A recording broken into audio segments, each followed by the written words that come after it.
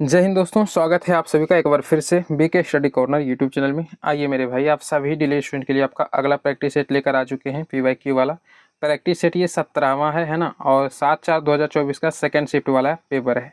तो चलिएगा शुरुआत करते हैं। इसकी कॉपी पेन लेकर के बैठिए आप सभी लोग और सेट लगाना शुरू कीजिए। आराम आराम से सेट लगाना है।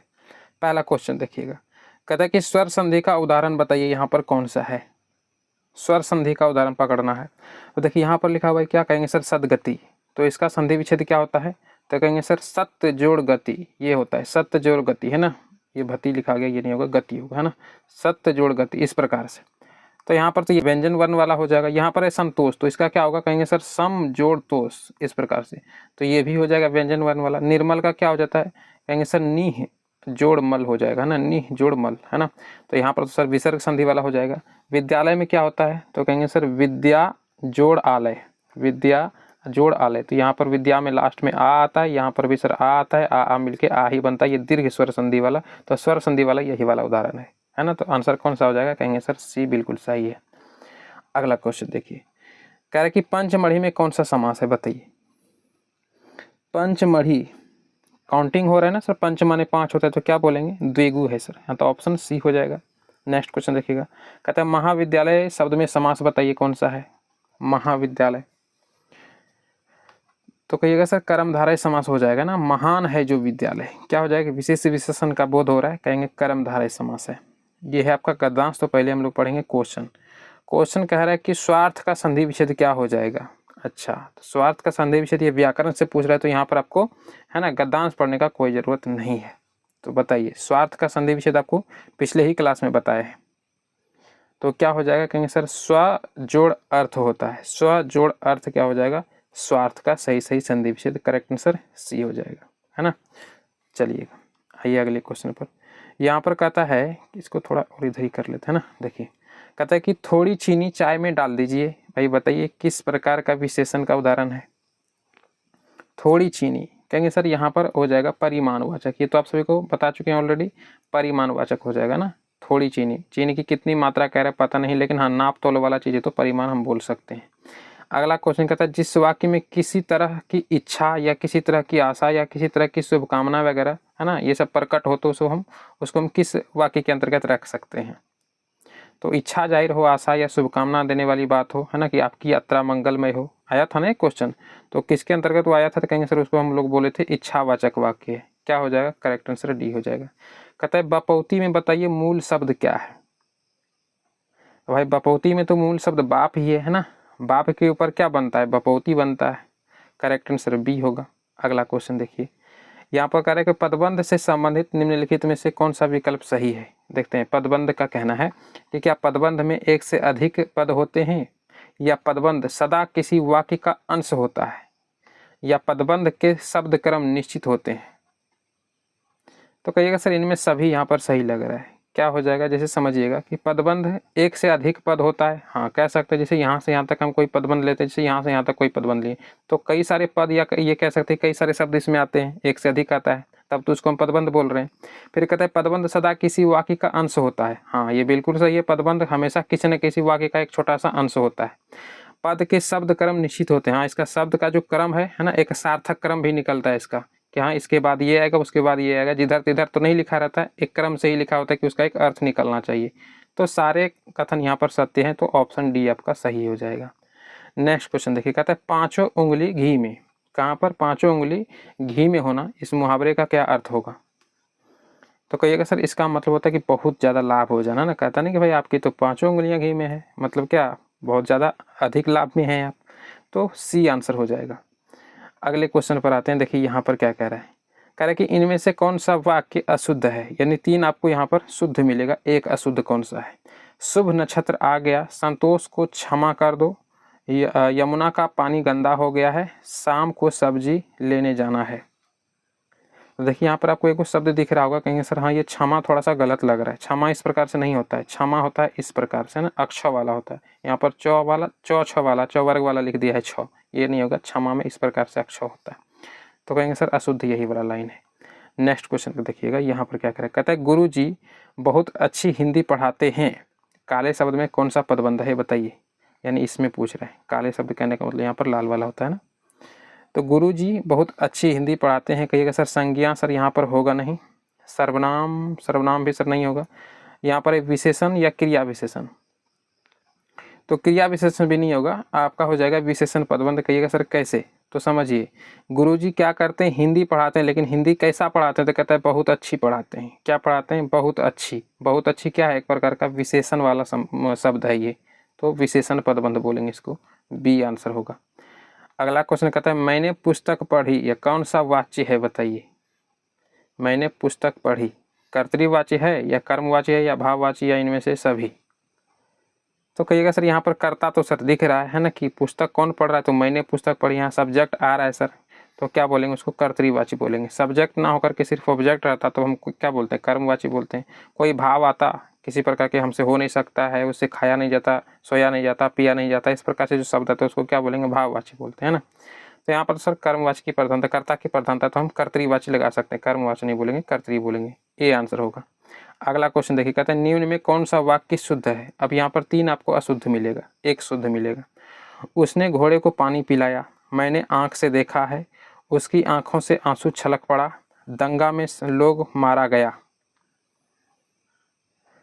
तो उसने घोड़े को पानी पिलाया, ये तो ठीक लग रहा है। मैंने आंख से देखा, सर ये भी ठीक लग रहा है। कह रहा है शुद्ध कौन सा है, ये दोनों तो आपको लग रहा होगा उठपटांग से ना, कि उसकी आंखों से आंसू छलक पड़ा, ये है ना, तो ये तो थोड़ा सा उठपटांग सा लगता है। दंगा में लोग मारा गया, दंगे में लोग मारे गए, इस प्रकार से सर ये भी तो गलत लग रहा है। लेकिन ये दोनों तो ठीक है, तो शुद्ध तो दोनों हो जाना चाहिए, लेकिन नहीं, इनमें बी जो है ना ये अशुद्ध है। कहिएगा सर कैसे अशुद्ध है, तो देखिए इसको हम ये बोल सकते हैं कि मैंने देखा, ये आँख से लिखना जरूरी था नहीं यहाँ पर।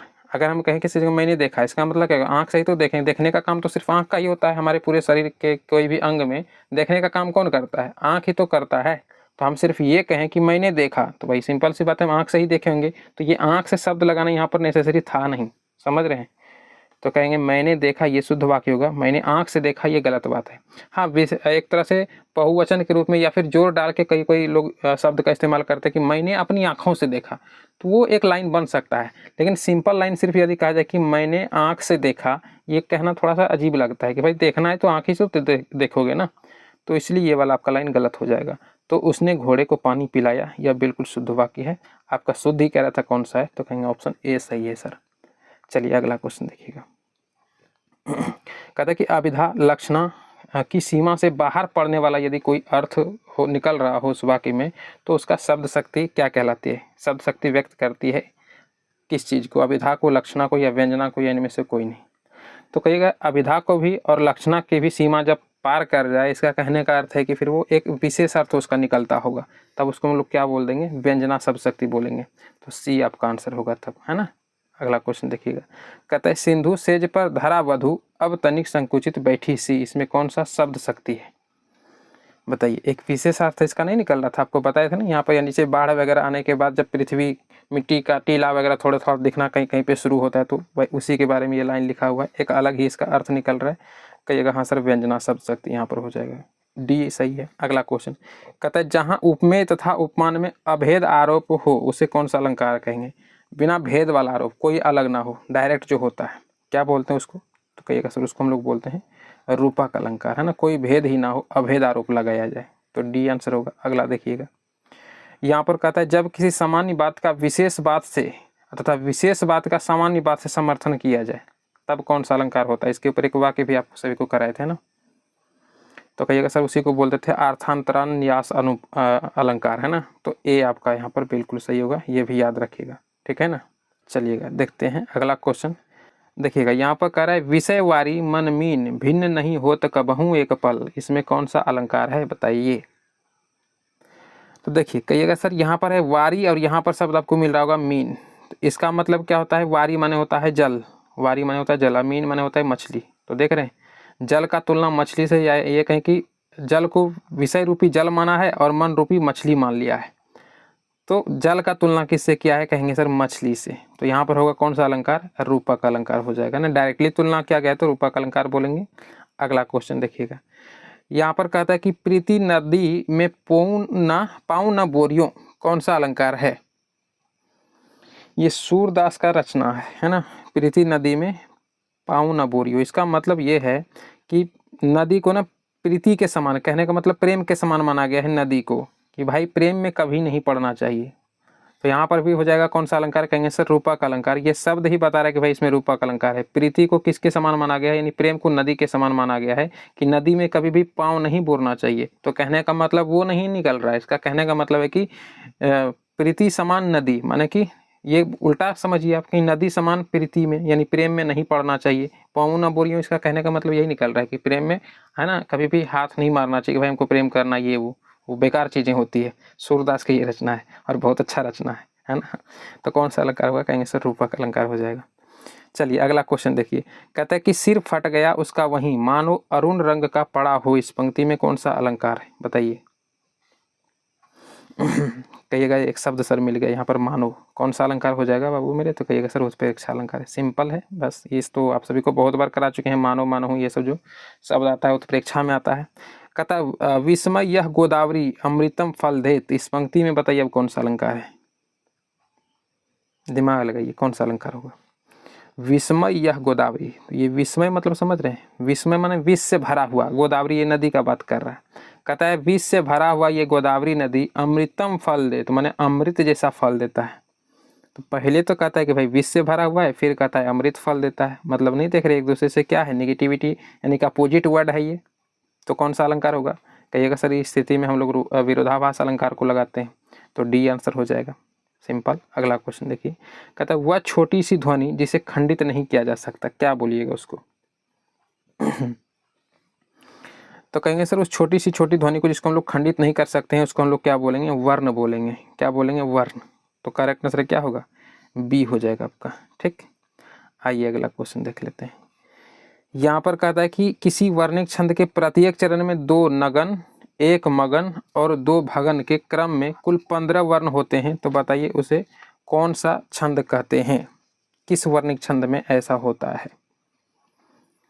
तो कहेंगे सर करेक्ट आंसर सी हो जाएगा, मालिनी में ऐसा होता है। किस में, मालिनी में, सी आंसर सही है।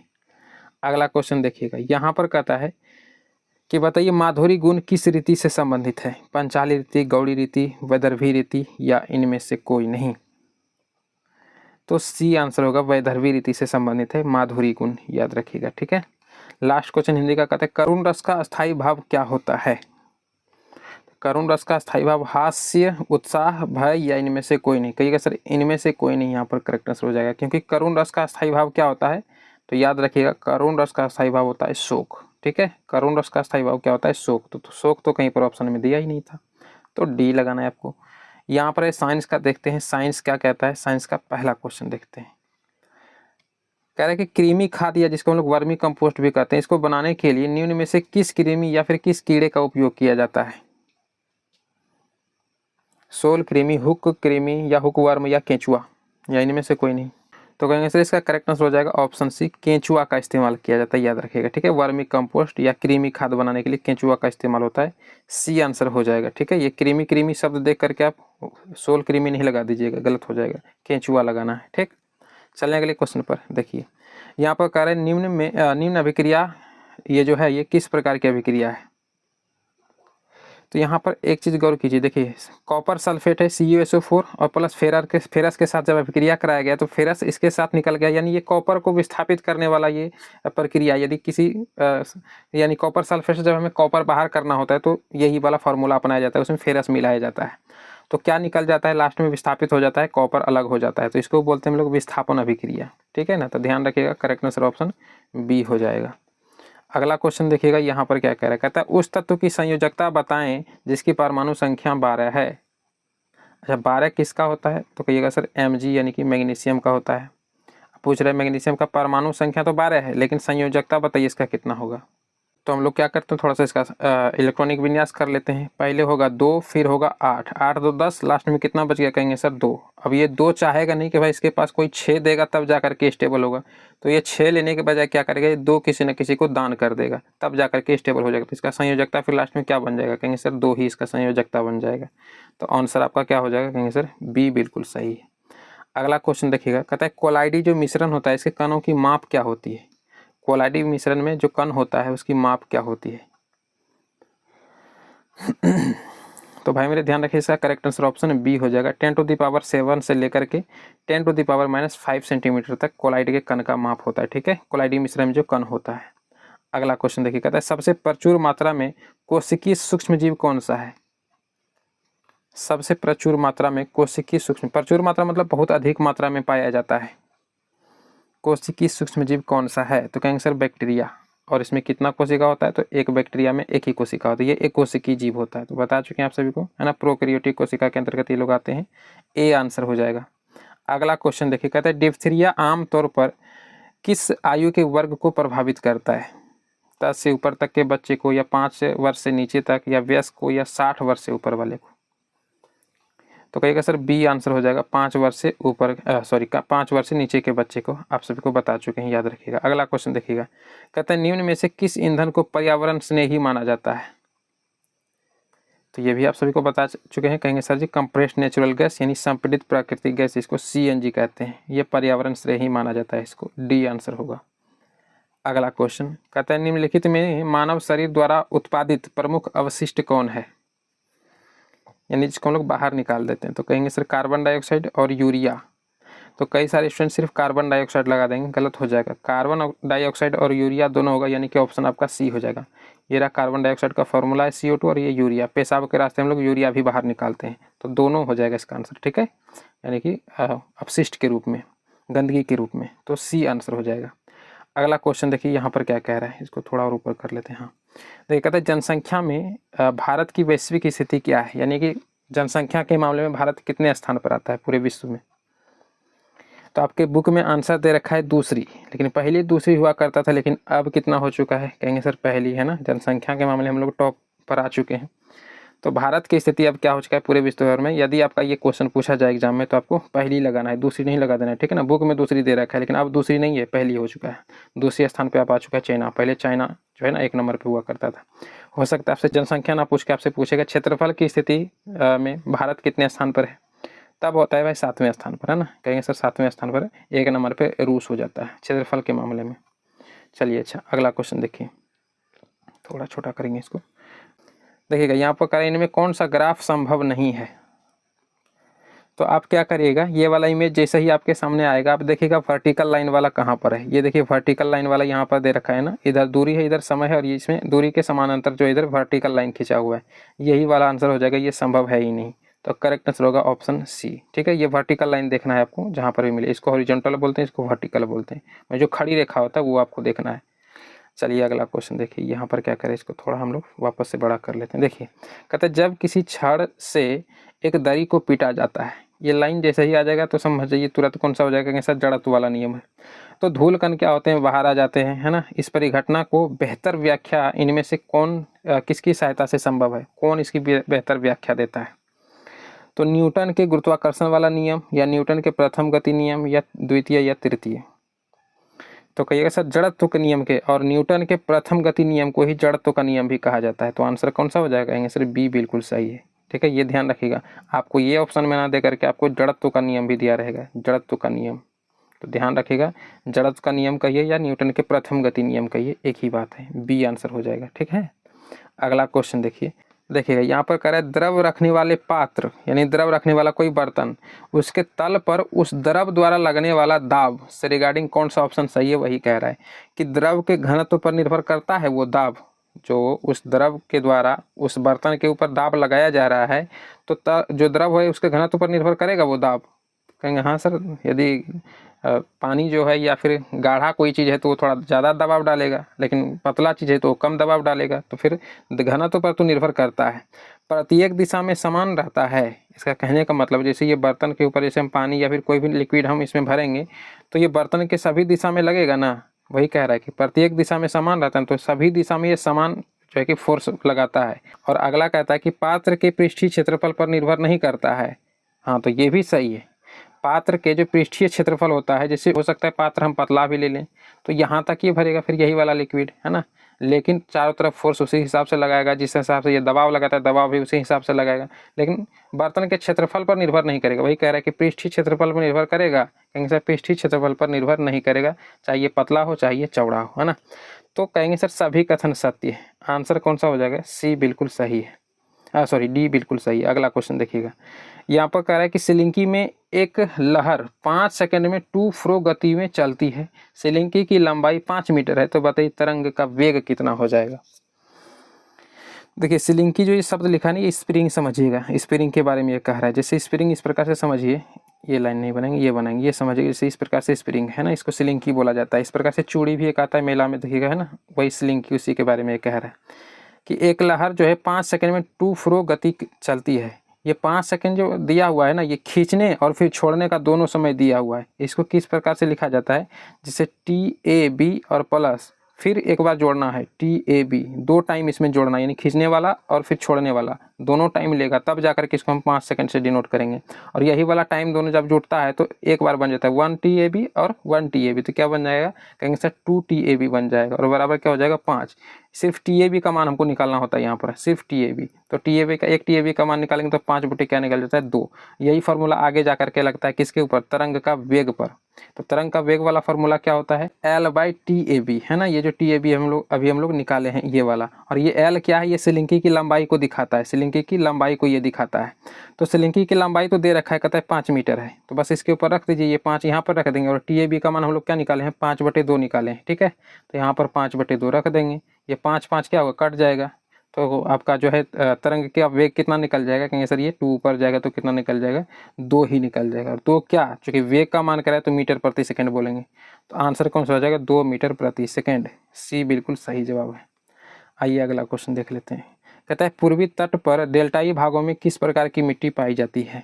तो बता चुके हैं आप सभी को, पूर्वी तट के डेल्टाई भाग में किस प्रकार की मिट्टी पाई जाती है, कहेंगे सर जलोढ़ मिट्टी पाई जाती है। नेक्स्ट क्वेश्चन देखिएगा, कह रहे कि निम्नलिखित में से कौन मृदा प्रदूषण का प्रमुख कारण है। मृदा प्रदूषण, मिट्टी के प्रदूषण का, रासायनिक खादों का अधिक प्रयोग, जैविक खादों का प्रयोग, सिंचाई, या उपरोक्त में से कोई नहीं। सबसे प्रमुख कारण क्या है, तो कहेंगे सर ऑप्शन ए तब सही है ना। प्रमुख कारण में अगर हम बात करें तो रासायनिक खादों का बहुत अधिक प्रयोग होता है, ये प्रमुख कारण माना जा सकता है, तो ए बिल्कुल सही है। अगला क्वेश्चन कहता है बॉम्बे हाई, या इसी को बोला जाता है मुंबई हाई, है ना, मुंबई हाई कहिए या बॉम्बे हाई कहिए, किस वस्तु के उत्पादन के लिए जो है ना फेमस है, किस वस्तु के उत्पादन के लिए जाना जाता है, तो कहेगा सर खनिज तेल के लिए। ऑप्शन में दे रखा है पेट्रोलियम, तो यही सही है ना, खनिज तेल कहिए या फिर आप पेट्रोलियम कहिए, एक ही बात है, बॉम्बे हाई या मुंबई हाई। अगला क्वेश्चन देखिए कि परमाणु ऊर्जा एक डैश है, यानी परमाणु ऊर्जा जो है ये ऊर्जा के नवीकरणीय स्रोत हैं, गैर नवीकरणीय, ना ही गैर नवीकरणीय, या इनमें से कोई नहीं। ये तो करा चुके हैं पिछले ही क्लास में। कहेगा सर ये ऊर्जा के गैर नवीकरणीय स्रोत हैं, क्या हो जाएगा आंसर, कहेंगे सर बी बिल्कुल सही जवाब है। अगला क्वेश्चन देखिए, कहता है विद्युत प्रतिरोधकता का SI मात्रक क्या होगा बताइए। अच्छा किसका पूछ रहा है ये ध्यान दीजिएगा, प्रतिरोध का पूछ रहा है या प्रतिरोधकता का पूछ रहा है। प्रतिरोध का यदि आपसे पूछे किसका, कहेंगे सिर्फ प्रतिरोध का, तब हो जाएगा सिर्फ ओम, जिसको कि इस प्रकार से डिनोट करते हैं। लेकिन यदि पूछे प्रतिरोधकता का, इसमें ता शब्द यदि जुटा हुआ रहे तो उसका होता है ओम मीटर। यहाँ देखिए ऑप्शन बी में दे रखा है, इसको इस प्रकार से डिनोट करते हैं, ओम मीटर इसका तब होता है, ध्यान रखिएगा, ठीक है। दोनों का, प्रतिरोध का पूछेगा तो ओम लगाना है, और प्रतिरोधकता का पूछे तो ओम मीटर लगाना है, ठीक है। आंसर यहाँ पर बी होगा, चूंकि प्रतिरोधकता का पूछ रखा है। अगला क्वेश्चन कहता है विद्युत का सबसे अच्छा चालक या अच्छा चालक किसे मानते हैं, लकड़ी, प्लास्टिक, कार्बन या चांदी। तो वैसे भी चांदी ही है ना विद्युत का सबसे अच्छा चालक माना जाता है, तो डी आंसर सही है। अगला देखिएगा, कहता है लेंस की शक्ति का इकाई क्या होती है, लेंस की शक्ति का इकाई। तो क्लास 10th या 9th में ही आप सभी लोग इसका आंसर जान चुके होंगे कि यहाँ सर डाइऑप्टर, है ना, डी से डिनोट करते हैं, किससे, कहेंगे सर डी से।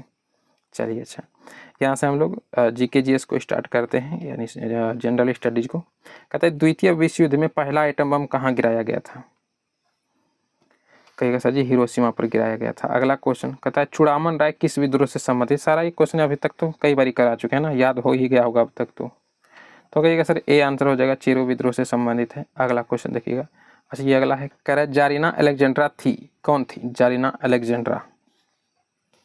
तो कहिएगा सर ऑप्शन ए सही है, जर्मन के मूल निवासी थे ना, कौन थे, जर्मन के मूल निवासी थे जारीना अलेक्जेंड्रा। ये अलग अलग देश के नाम लिखे हुए हैं और कहाँ के मूल निवासी थे वही ये पूछ रहे हैं। अगला क्वेश्चन देखिएगा, यहाँ पर कह रहे कि रॉलेट कानून किस वर्ष पारित किया गया था। तो सिंपल है, बहुत बार हो चुका है, कहेंगे सर 1919 में। अगला क्वेश्चन, अच्छा बिना अपील, बिना वकील, बिना दलील वाला, ये याद रखिएगा शब्द। अगला कहता है मराठा समाचार पत्र किस भाषा से संबंधित था। मराठा कह रहा है, तो मराठा किससे था, कहेंगे सर अंग्रेजी से। और यदि पूछे केसरी किससे था, मराठा के अलावा आपसे केसरी भी पूछ सकता है, केसरी किससे था, तो केसरी था मराठी में, है ना, मराठी में, और मराठा किस में, तो अंग्रेजी में, ये ध्यान रखिएगा। और यहाँ पर आंसर ऑप्शन आपका सी होगा। अगला क्वेश्चन देखिए, कहता है जनसंख्या में बच्चों की अधिक संख्या किसका परिणाम है। जनसंख्या में यदि बच्चों की अधिक संख्या मिल जाए तो यह किसका परिणाम मान सकते हैं, तो कहेंगे सर ऑप्शन ए हो जाएगा, उच्च जन्म दर का ये परिणाम है ना, बहुत अधिक बच्चे पैदा हो रहे हैं, तो ए आंसर हो जाएगा। अगला क्वेश्चन देखिए, कहता है क्षेत्र में जाकर इकट्ठे किए गए आंकड़ों को क्या कहा जाता है। मतलब क्षेत्र में जा कर के घूम घूम के जो आंकड़ा इकट्ठा किया जाता है किसी भी, जैसे जनसंख्या वाला वगैरह वाला या कोई भी चीज़ का आंकड़ा जब क्षेत्र में जा कर के घूम घूम के इकट्ठा किया जाता है उसको क्या बोलते हैं, तो कहेंगे सर उसको हम लोग बोलेंगे प्राथमिक आंकड़ा। क्या बोलेंगे, प्राथमिक आंकड़ा, आंसर ए होगा। अगला क्वेश्चन कहता है विविध खेती डैश है, खेती का प्रकार है, खेती की प्रणाली है, या खेती का प्रकार अथवा खेती का प्रणाली दोनों, या इनमें से कोई नहीं। तो ये तो आप सभी को करा चुके हैं, कहेंगे सर खेती का एक प्रकार का ये क्या है, खेती का प्रकार है ना, ए आंसर होगा।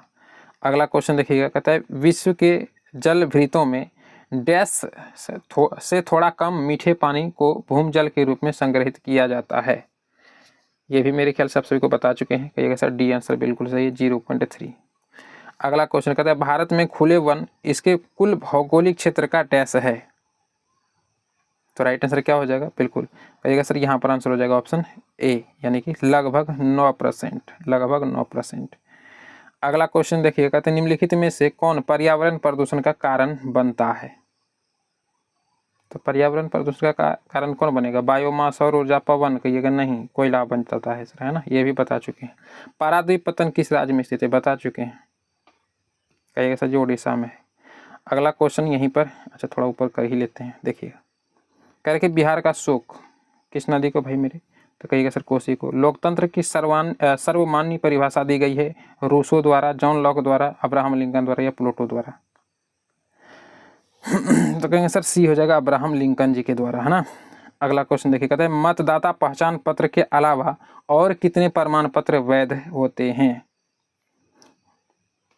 तो टोटली कुल मिलाकर के कहिएगा सर ऑप्शन बी सही है, टोटली 14, यानी इसके अलावा मतदाता पहचान पत्र के अलावा भी और 14 प्रमाण पत्र ऐसे हैं जो कि वैध होते हैं सरकारी दृष्टि से, तो कुल मिलाकर के 15, लेकिन यहाँ मतदाता पहचान पत्र के अलावा कह रहा है तो 14 बोलेंगे। अगला क्वेश्चन देखिए, कहता है भारत में राज्यसभा के सदस्यों का कार्यकाल कितना होता है, ये भी बता चुके हैं, कहिएगा सर 6 साल होता है ना राज्यसभा का यदि पूछा जाए तो। अगला क्वेश्चन देखिए, कहता है भारत में सूचना का अधिकार अधिनियम किस वर्ष पारित किया गया था, बताइए, कहिएगा सर 2005 में। अगला क्वेश्चन कहता है भारत का राष्ट्रपति अपना त्याग पत्र किसको देगा, राष्ट्रपति को यदि त्याग पत्र देना हो तो किसको देगा, तो कहिएगा सर बी को देगा, माने उपराष्ट्रपति को देगा भाई, जब उपराष्ट्रपति पद पे हैं तो, है ना। अगला क्वेश्चन देखिए, कहता है कि डैश किस देश के भीतर विरोधी समूहों के बीच का एक हिंसक संघर्ष है जो इतना तीव्र हो जाता है कि युद्ध जैसा प्रतीत होने लगता है, गृह युद्ध था, या पद्म युद्ध था, या औपनिवेशिक युद्ध था, इनमें से कोई नहीं, तो कहिएगा सर जी ये था गृह युद्ध, है ना, गृह युद्ध में ही ऐसा प्रकोप देखने को मिला था, ए आंसर हो जाएगा। अगला क्वेश्चन लास्ट है आपका, कहते हैं कि डैश में सावधानी पूर्वक तैयार किए गए परिवर्तन गलत राजनीतिक प्रथाओं को प्रोत्साहित करने और अच्छे लोगों को प्रोत्साहित करने में मदद करते हैं, लेकिन ये परिवर्तन स्वयं लोकतंत्र की चुनौतियों को ही दूर नहीं कर सकते, बताइए वो क्या है, ऐसा लगता है इसे पहली बुझा रहे हैं ना, तो क्या आंसर होगा, कहेंगे सर ऑप्शन ए सही है, उसको हम लोग कानून बोल सकते हैं ना, क्या बोलेंगे कानून, ए आंसर सही हो जाएगा। तो चलिए अब आप सभी का स्कोर क्या रहा है ये कमेंट में लिखिएगा, बहुत जल्द मिलते हैं आपसे अगली क्लास में, तब तक के लिए जय हिंद।